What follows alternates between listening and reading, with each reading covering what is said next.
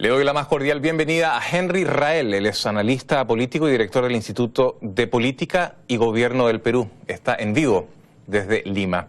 Señor Rael, muy buenas noches. Algunos creyeron que la renuncia de Pedro Pablo Kuczynski pudo haber puesto en tela de juicio a la organización de la cumbre, pero más allá de la coyuntura, Perú es un país muy organizado en estas materias y la presencia o no de un mandatario, más allá de los comentarios, no iba a poner en tela de juicio este evento.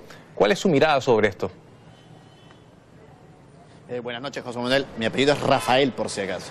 Creo que la no llegada de Donald Trump para muchos podría ser una suerte de quitarle fuerza política a esta cumbre de las Américas, pero yo creo que en el fondo quizás lo que estamos logrando es que haya menos show político y que probablemente la llegada del vicepresidente Pence confirme los acuerdos que los gobiernos han venido reuniéndose y conversando para poder llegar a acuerdos finales. Hubiera sido genial que venga el presidente Trump para poder tener reuniones bilaterales con los presidentes de la región que eventualmente tienen muy difícil la cercanía con el presidente de los Estados Unidos. Es sin duda un acto que no deja bien al presidente Trump frente a Latinoamérica, pero sí es una oportunidad para que entre los presidentes de Latinoamérica hagan una agenda sobre el tema de corrupción que tanto daño, con el caso de Odebrecht, como lo ha señalado, nos ha hecho a la región. Claro, esta cumbre precisamente hace hincapié en la corrupción. ¿Qué lección debería dejarle al Perú, país cuya clase está bastante salpicada de casos de supuesta corrupción? ¿Cree que el arco político del país debería tomar nota de las conclusiones que se lleguen a la cumbre? Pero por supuesto, el Perú está empezando además un nuevo gobierno con el presidente Martín Vizcarra en un espacio donde creo yo uno de los temas más álgidos que todavía nos duele a los peruanos ha sido la cantidad de candidatos a la presidencia o expresidentes que han sido nombrados por, digamos, Marcelo Odebrecht y Jorge Barata como personas que han recibido dinero aparentemente en procesos de lavado de activos. Creo que en el Perú tener una cumbre de este tipo nos va a tener no solamente la oportunidad de explicar qué ha sucedido, pero sobre todo nuestro deber es poner en práctica aquellos resultados que la Cumbre de las Américas pueda dar a través del trabajo de los cancilleres. La corrupción no es solo un tema que atañe al Perú, es un tema desafortunadamente muy presente en América Latina. Esta cumbre puede resonar en la opinión pública de nuestros países porque en general las cumbres son populares por mucho discurso, muchas palabras, mucha retórica, pero pocas acciones. Una cumbre de estas características con este tema, insisto, ¿puede resonar en la opinión pública latinoamericana?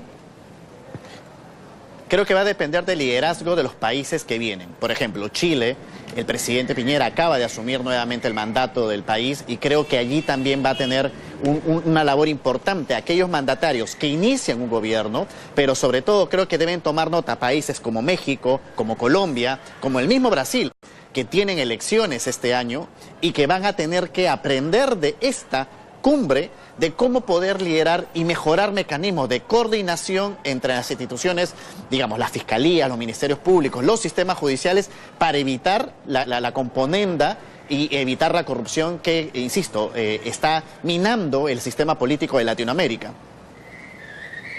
Punto muy válido, señor Rafael. Ahora bien, ¿pueden los presidentes que asistan a esta cumbre llegar a acuerdos significativos, sustanciales, relevantes sobre Venezuela, mucho más allá de lo que ha alcanzado, por ejemplo, la OEA? Creo que sí, creo que finalmente, nuevamente, la participación de presidentes de la República, recordemos que la mayoría de presidentes ha anunciado que va a asistir, tienen que poner en agenda esto. Miren, el caso de Lenín Moreno en Ecuador, presidente que justamente está tratando de poner un gobierno en práctica a partir y renacer, por decirlo de una forma, a partir justamente de los escándalos de corrupción del gobierno anterior. Lo mismo en el caso de Perú.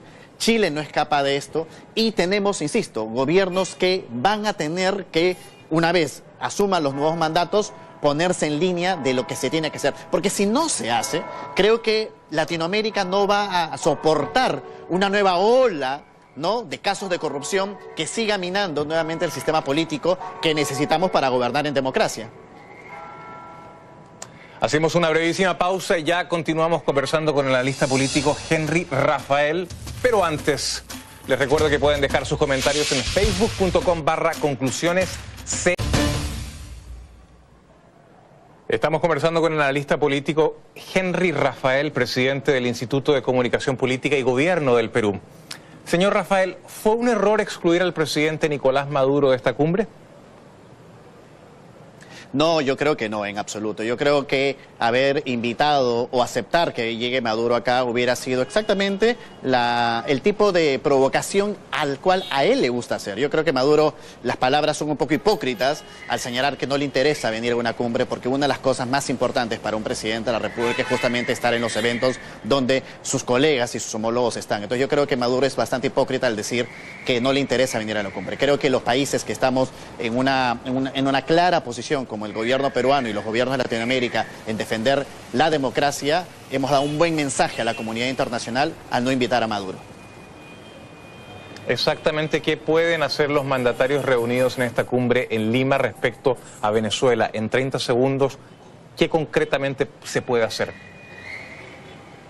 Creo que mínimamente deberían fijar un nuevo compromiso para que a través de la OEA finalmente se pueda hacer acciones mucho más eficaces para parar las acciones antidemocráticas que está haciendo Maduro. Creo que el compromiso de los presidentes puede hacer el cambio que tú mencionabas justamente ante la OEA, que ha parecido en estos últimos meses básicamente ser solamente un organismo, digamos, con poca acción política y real sobre Venezuela, y creo que esta es una oportunidad que con el vicepresidente Pence y con los países latinoamericanos que van a venir se podrá lograr. También muy brevemente, porque el tiempo se nos agota, ¿cuán obsoletos, desactualizados están organismos regionales como la OEA, UNASUR, el Mercosur? Se lo pregunto porque mucho se habla de integración, pero la integración siempre corre por cuenta de pocos. ¿Cuál es su lectura? Yo creo que justamente los problemas de corrupción que han habido han terminado por minar no solamente a los presidentes de los países, sino a estos organismos que hoy también deberían pasar por un proceso de análisis y poder renacer en este nuevo proceso político. Pero insisto, la decisión y el reto lo tienen estos 2 días, viernes y sábado, los presidentes de la República en Perú, para, ¿por qué no?, también hacer un compromiso para poder tener una acción mucho más, digamos, activa y reactiva también respecto a los procesos de corrupción, y ojalá podamos tener una OEA mucho más fortalecida para justamente también tener una Latinoamérica mucho más fuerte. Y esta es la última, y le pido una respuesta de también escasos segundos. El tema de la inmigración es importantísimo. Los que van a Estados Unidos, los que son deportados, los que van de Centroamérica a México, de Haití a Chile, de Venezuela a Argentina, a Colombia. Se está hablando poco de inmigración, que es un fenómeno que está cambiando nuestras sociedades radicalmente. Una última reflexión. Y yo creo que el problema de la migración es un problema global. Sucede en Europa, está sucediendo en Asia y Latinoamérica, que normalmente pasaba esto como un problema solamente entre México y Estados Unidos, hoy lo está teniendo. Y sí creo justamente que la migración es una de las políticas que va más allá de los problemas de corrupción o problemas de otra índole que deben ser abordados, y ojalá nuevamente que en esta cumbre los presidentes por lo menos veamos aquellos espacios donde los venezolanos, los haitianos, los mexicanos, como tú mencionas, necesitan tener un espacio donde los países que están en mejor situación los puedan albergar, pero bajo políticas migratorias, digamos, por lo menos democráticas y balanceadas de unos a otros. Señor Rafael, muchísimas gracias por acompañarnos en vivo y en directo desde Lima, Perú. Era el analista político Henry Rafael, director del Instituto de Política y de Gobierno del Perú, en vivo desde la capital peruana. Y precisamente hablando de la cumbre, ya está